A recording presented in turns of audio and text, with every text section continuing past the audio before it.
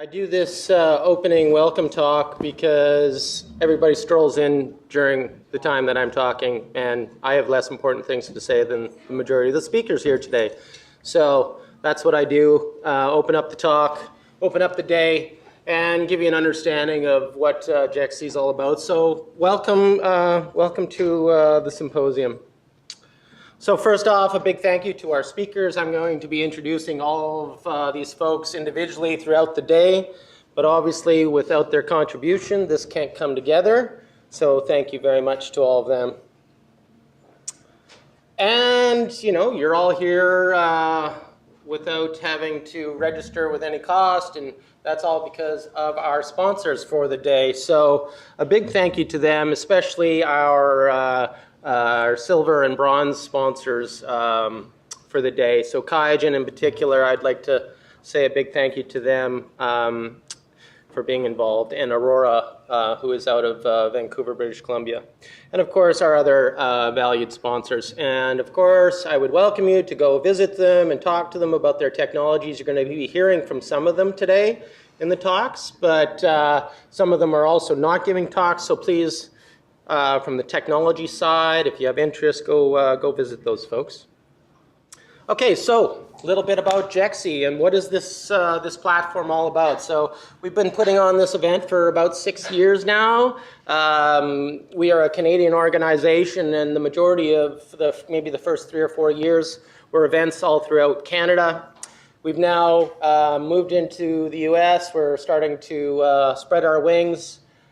We had an event at the Scripps Institute, and that was our first U.S. event. That was in 2016, and here we are at the Broad Institute in 2018. So we've put it on throughout 10 cities now, and have attracted over 4,000 attendees.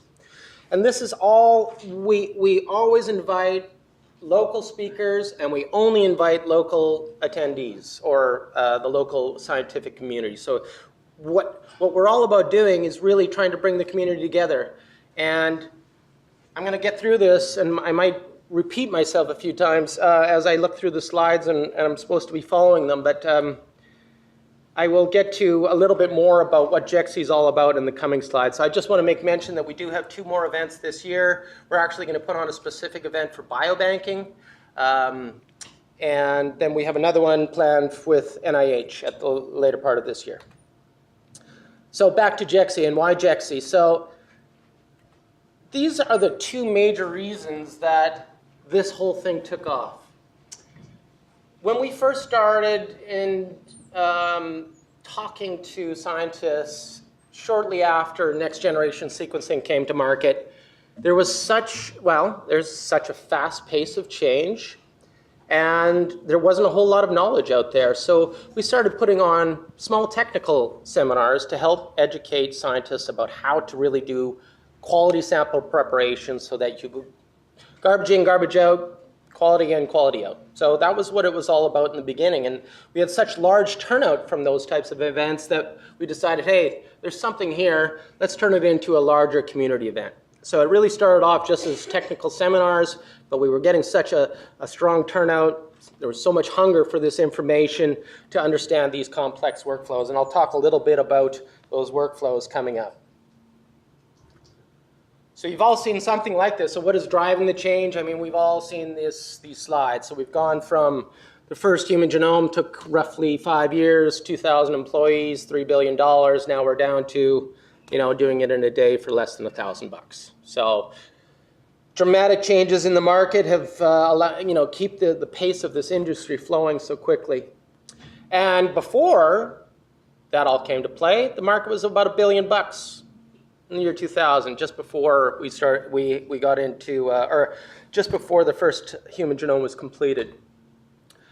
18 years later, we're at about $19 billion. We're growing at about $1 billion a year in this industry. So pretty dramatic advancements, pretty dramatic growth in the commercial side.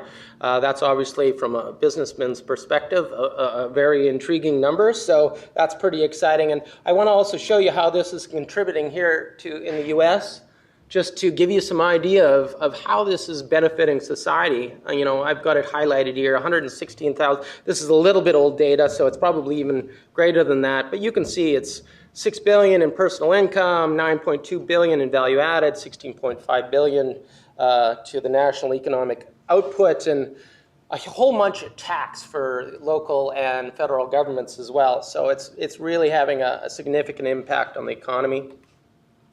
This is a quote from one of Hillary Clinton's advisors, and just if you look at how this is accelerating, how this industry is accelerating, and you compare that to the first trillion-dollar industry, we are outpacing that industry. So we are very much poised to be the next trillion-dollar industry.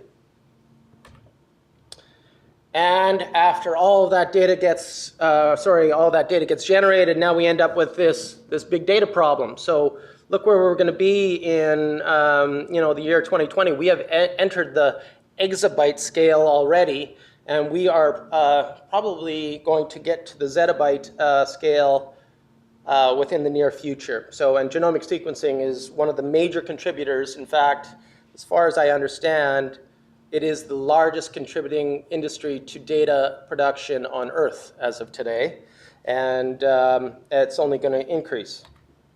And this is probably also something that you've all seen. These are the projections coming out of the NIH.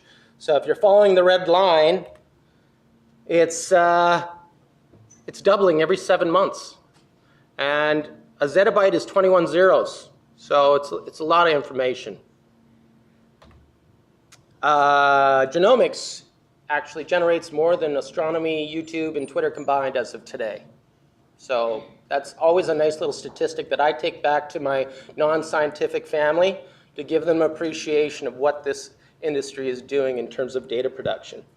So again, just massive amounts of data coming to the marketplace.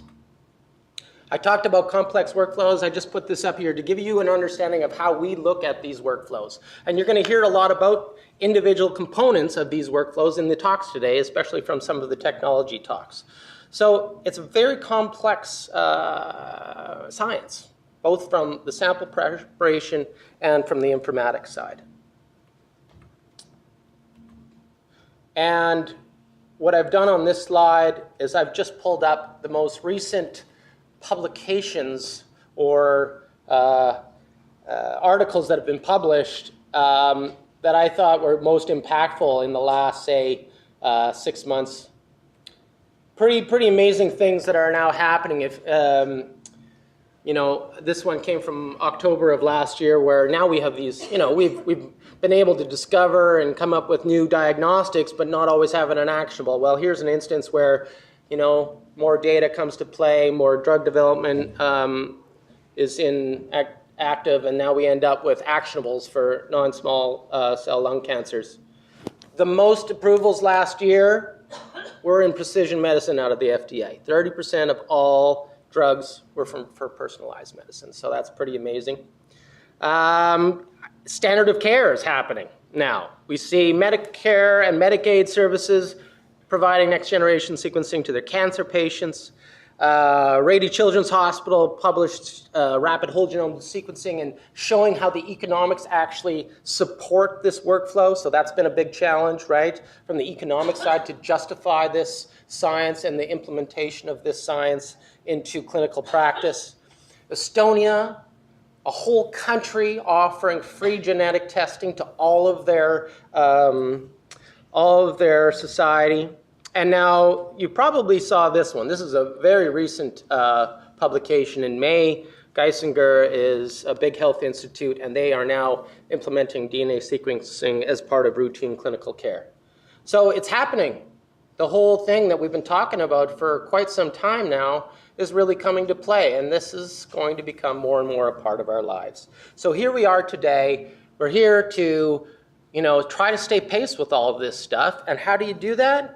You associate with key opinion leaders and hear about their groundbreaking work and research. And so we are living a genomic revolution. Very exciting time. I hope you enjoy the day, and I will now move to introducing the first speaker.